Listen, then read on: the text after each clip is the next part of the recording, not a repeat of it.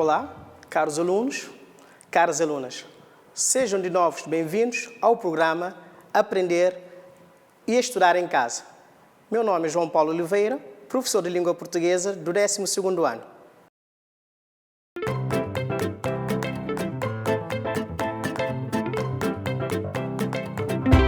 A nossa aula de hoje vem no seguimento da lição anterior. E o sumário da aula de hoje tem 2 pontos. No primeiro ponto, a moderna literatura cabo-verdiana. E no segundo ponto, a nova prosa cabo-verdiana. Estão lembrados da lição anterior? Espero bem que sim. Na aula passada, como bem se lembram, nós falamos da inauguração da moderna literatura cabo-verdiana. Vimos que a moderna literatura cabo-verdiana iniciou-se em 1936 com a publicação do primeiro número da revista Claridade, na cidade do Mindelo, em São Vicente. Também falamos sobre a situação econômica e social do país. Vimos que, em termos econômicos e social, nessa altura, Cabo Verde estava a enfrentar uma grande crise.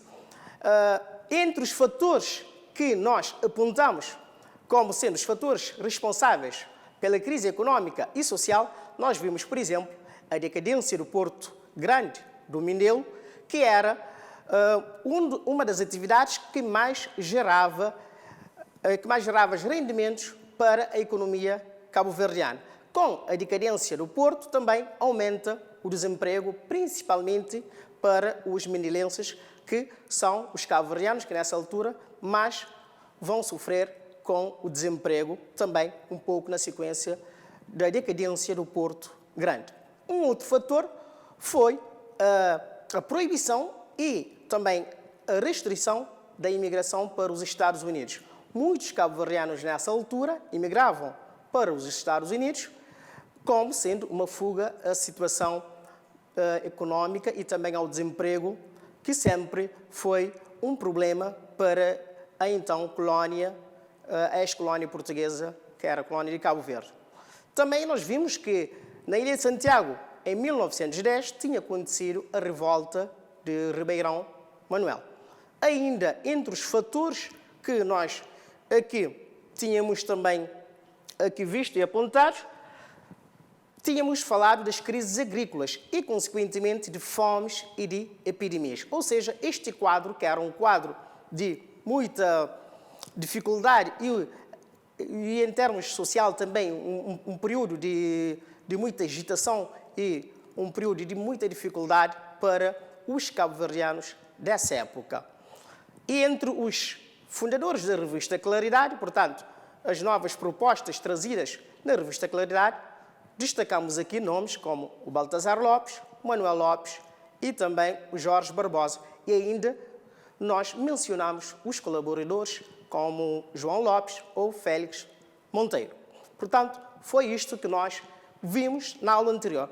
Nesta nossa aula de hoje, vamos também continuar com a literatura cabo-verdiana, com a nossa moderna literatura. Para entrarmos na aula de hoje, gostaria de ler-vos um trecho do romance Chiquinho, de Baltazar Lopes. A parte da leitura é logo a parte inicial do primeiro capítulo, da parte 1, intitulada A Infância. O romance Chiquinho, que é um romance que está dividido em 3 partes. A primeira parte o título é Infância, a segunda parte, São Vicente, e a terceira parte, As Águas. Começa então com a parte inicial. Como quem ouve uma melodia muito triste, recorda a casinha em que nasci, no Calejão. O destino fez-me conhecer casas bem maiores, casas onde parece que habita constantemente o tumulto, mas nenhuma eu trocaria pela nossa morada, coberta de telha francesa e emboçada de cal por fora, que o meu avô construiu com dinheiro ganho de riba d'água do mar. Mamãe velha lembrava sempre com orgulho a origem honrada da nossa casa. Pena que o meu avô tivesse morrido tão novo, sem gozar diretamente o produto do seu trabalho. E lá, toda a minha gente se fixou. Ela povoou-se das imagens que enchiam o nosso mundo. O nascimento dos meninos, o balanço da criação, o trabalho das hortas e a fadiga de mandar a comida para os trabalhadores, a partida de papai para a América, a ansiedade quando chegavam cartas, os melhoramentos a pouco e pouco introduzidos com os dinheiros que recebíamos. Mamãe deslizava como uma sombra silenciosa no tráfego da casa. Mamãe velha não parava, indo de um lado para o outro, como se nada pudesse fazer-se sem a sua fiscalização e os seus gritos. A minha avó só sabia querer a sua gente descompondo. Ao lado da casa grande, de 4 quartos, ficava a casinha desaguada, onde mamãe fazia a despensa e que nos dias de chuva servia para abrigar as galinhas da criação. Encostada à casa de moradia, ela tinha de longe, com o seu teto retangular, inclinado para drenar a água, um ar de bezerro a pujar nas mamas da mãe. A casinha desaguada era a tentação da meninência.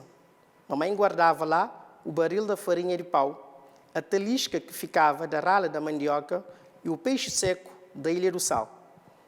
Tão bom para se misturar na boca, mesmo cru, com a mãozada de farinha apanhadas escondidas. Os meus 2 irmãos mais novos incitavam-me a excursões na despensa. Lela e Nanduca não mediam bem a responsabilidade que resultaria da descoberta do delito. Por isso, choravam quase gritando quando eu hesitava. Mano Chiquinho, mamãe não vê. Geralmente, era depois do almoço que eu arriscava no interior da despensa. Aquelas horas, mamãe estava lá dentro, ocupada a escarolar a louça e a tirar o queimado da caldeira para dar ao baluca, um cão de guarda manhento de comida que nem menino nascido na fraqueza da lua. Ou então ficava sentada no baú a dar pontos na roupa e a botar chapas nas calças da meninência. Portanto, aqui um pequeno excerto lido da parte inicial do romance. Eu espero que depois tenham a oportunidade, se ainda não leram, de fazer a leitura integral deste grande romance do nosso Baltazar Lopes da Silva. Portanto, agora, continuando, nós hoje falaremos da prosa, da moderna prosa cabo-verdiana. A nova prosa cabo-verdiana. Os prosadores, assim como os poetas da geração da Claridade, sofreram influências, sobretudo, dos modernistas da revista Coimbra Presença e dos modernistas brasileiros, particularmente dos autores nordestinos. Os claridosos, inspirados nesses movimentos, abandonam o tema da saudade e do amor obsessivo e passam a retratar os problemas regionais cabo-verdianos, nomeadamente a seca, a fome, o desemprego, a imigração. Portanto, são inovações trazidas aqui pelos claridosos e que, de uma certa forma, fizeram com que a literatura desse período fosse uma literatura completamente diferente da literatura dos primórdios, que estavam ligados à estética romântica e também à estética do romantismo mais tardio, do ultrarromantismo. Nós temos aqui agora, para além do Baltazar Lopes, que é a grande figura do modernismo cabo-verdiano, tanto da poesia como também da ficção, temos outras figuras de destaques. Entre as grandes figuras desses novos prosadores, constam nome como Baltazar Lopes, portanto, que já aqui citamos, que publicou o romance Chiquinho em 1947. Temos também Manuel Lopes, que publicou o conto O Galo Cantou na Bahia em 1936 e os romances Os Flagelados do Vento Leste em 1959 e Chuva Braba em 1956. Antônio Aurélio Gonçalves, um outro prosador também cabo-verdiano, que publicou as novelas Recaída em 1947 e O Enterro de Nhacandinha Sena em 1957. Foi uma revista muito importante, a revista Claridade, porque, como vimos anteriormente na aula passada, nesta revista publicou-se a poesia, mas também publicou-se contos, excertos de novelas e também excertos de romances. romances e contos e novelas com novas temáticas que, de facto, estavam ligadas à realidade social e cultural do nosso país. Ainda continuando, na nova prosa cabo-verdiana, temos aqui Baltazar Lopes, a grande figura do modernismo cabo-verdiano e um dos precursores do romance africano. Para além de poemas e contos, publicou, como já foi referido, em 1957, o romance Chiquinho. Este romance é a primeira grande obra ficcional da moderna literatura cabo-verdiana. E nesta obra, Baltazar Lopes conseguiu atingir um grande nível de análise social, problematizando a fome e as dificuldades econômicas do arquipélago e, no plano linguístico, conseguiu recriar literariamente a variedade do português cabo-verdiano. Temos aqui, agora também, apresentado no quadro, no ecrã, melhor dizendo, temos o exemplo dessa variedade que é do português cabo-verdiano. Vamos passar a ler o excerto que diz: nossa morada, coberta de telha francesa e emboçada de cal por fora, que meu avô construiu com dinheiro ganho de riba da água do mar. Reparem que essa expressão, dinheiro ganho de riba da água do mar, aparece destacado em negrito. Aparece assim destacado porque nessa expressão nós temos presente aquilo que podíamos chamar a variedade do português cabo-verdiano. Nessa variedade há, de uma certa forma, também palavras ou expressões do crioulo cabo-verdiano. Por isso, fazendo a utilização dessa variedade, da variedade do português cabo-verdiano, também nesse sentido, Baltazar Lopes foi um inovador. Baltazar Lopes, que penso que qualquer jovem estudante cabo-verdiano poderá já ter ouvido pelo menos uma ou outra referência sobre ele, mas sempre convém conhecê-lo mais profundamente, principalmente para os que poderão só saber de algumas obras que publicou, ou da data de nascimento, ou do local onde nasceu, portanto, pequenos dados, mas não o conhecendo, digamos, de uma forma mais completa. Bom, não que nós aqui vamos apresentar a biografia completa, mas pelo menos uma biografia que dá para entender quem foi o autor Baltazar Lopes. Portanto, Baltazar Lopes nasceu em 1907, na ilha de São Nicolau, Cabo Verde, e morreu em Lisboa em 1989. Foi romancista, contista, poeta, filólogo e ensaísta. Fez os primeiros estudos em Cabo Verde, licenciou-se em Direito e Filologia Românica pela Universidade de Lisboa. Regressou depois a Cabo Verde, tendo-se fixado na cidade do Mindelo, na ilha de São Vicente, onde exerceu a advocacia e foi professor e reitor do Liceu Gilianes. Após a independência, foi membro do Conselho de Justiça, era doutor honoris causa pela Universidade de Lisboa. Como poeta, assinava com o pseudônimo de Osvaldo Alcântara. Recolheu e traduziu contos e poesias populares crioulas. Fundador e grande animador da revista Claridade. É autor do estudo O Dialeto Crioulo de Cabo Verde.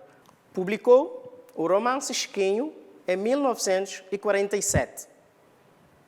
Portanto, como podem ver, para além de ser um poeta e também contista e romancista destacado, também Baltazar Lopes foi um homem que se dedicou à ciência, nesse caso, fazendo vários estudos relacionados com a língua cabo-verdiana, relacionados com o crioulo. Entre os estudos, destaca-se a obra O Dialeto Crioulo de Cabo Verde. São dados importantes sobre este autor, que foi um dos fundadores da revista Claridade. Posto isto, vamos agora voltar ao romance Chiquinho para lermos um outro excerto e depois também analisarmos e compreendermos melhor muito daquilo que foi aqui dito nesta exposição. Passemos então a leitura aqui desse excerto. Nuninha escreveu-me de São Vicente uma carta corajosa. Ela lembrou-me a promessa de a mandar chamar para a minha casa de operar. Não a deixasse muito tempo curtindo saudades nas terras das ilhas. Contava em ter comigo logo no ano seguinte. Se bem que o seu amor era mais forte do que estas rochas de Bougainville de que gostavas tanto. Lembras-te, Chiquinho? Mas devíamos gozar a nossa mocidade. Estou ficando com ciúmes da lua que te verá durante toda a travessia. Amor como o nosso, outro assim não há. Andrezinho anda dizendo que tu vais ser muito útil e mandar-lhe muitas indicações de que ele precisa para os seus estudos e outras coisas que eu não entendo muito bem. Mas não quero que ligues importância a estas coisas de Andrezinho. Quero que vivas só para o meu coração, Chiquinho. Comecei a rezar uma coroa a Nossa Senhora da Luz por ti, meu bem. Ontem, Frank Beleza veio fazer-me uma serenata tua despedida e cantou a morna nova de Nonó. Continuando, o que eu chorei, Chiquinho? A morna é sentida de verdade, principalmente naquela parte em que diz acabou de esquecer de Bopombinha Morena e outras recordações tristes. Tia Elzira e mamã ficaram chorando de saudade quando eu lhes disse que ias para a América e desconfio que mamã sabe do nosso amor. Nenê pede que lhe mandes uma gaitinha de boca. Nuninha, a América parecia-me transfigurada de esperanças. As suas universidades estavam à minha espera. José Lima deu-me indicações úteis. A minha força em inglês era um grande trunfo que eu tinha na mão. Lá, quem quer saber, fica sabendo, Chiquinho. De noite, operar nas fábricas ou onde o diabo governasse.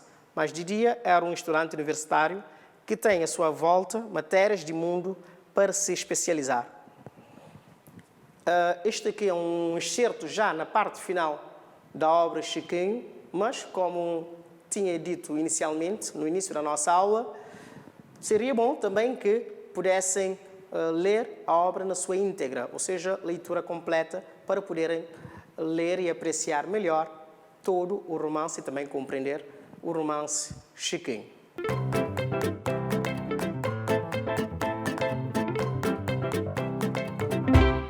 E agora vamos passar ao momento de exercício.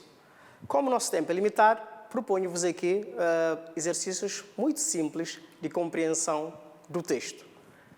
A primeira pergunta é: para que país emigrou Chiquinho? A segunda questão: qual era o grande desejo de Nuninha? E a última: indique o gênero musical referido no excerto lido. Portanto, 3 questões simples que, ao longo da leitura feita, penso que responderão de pronto a estas 3 questões. Mas, mesmo assim, vou deixar-vos um pequeno tempo de reflexão.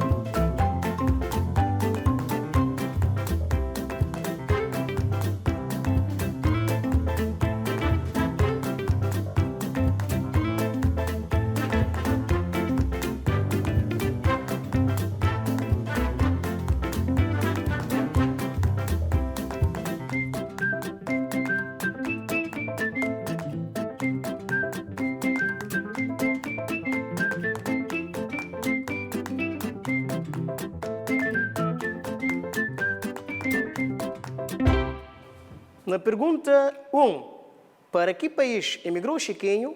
A resposta correta é: Chiquinho emigrou para os Estados Unidos da América. Na segunda questão, qual era o grande desejo de Nuninha? A resposta é: o seu grande desejo era de também emigrar e reencontrar o seu grande amor.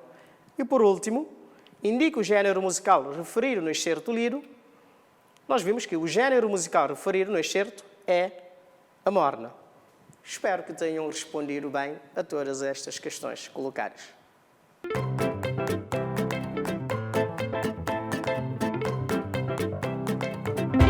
E antes de finalizarmos a nossa aula, gostaria de vos deixar uma proposta de trabalho de casa. Portanto, com 2 questões. 1. Como é denominado o 4º período literário cabo-verdiano na divisão periodológica de Pires Laranjeira? 2. Em que ano foram publicadas as revistas Certeza e Suplemento Cultural?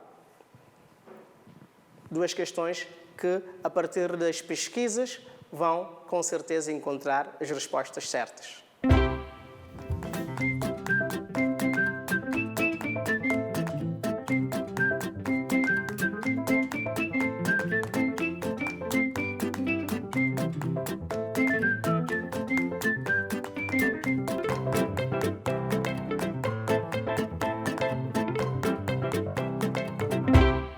Na aula de hoje, nós falamos da moderna literatura cabo-verdiana, pondo a tônica na prosa ficcional de Cabo Verde. Para tal, lemos e analisamos o romance Chiquinho, de Baltazar Lopes. Assim foi mais uma edição do programa Aprender e Estudar em Casa. Espero que a aula tenha sido do vosso agrado. Até a próxima lição.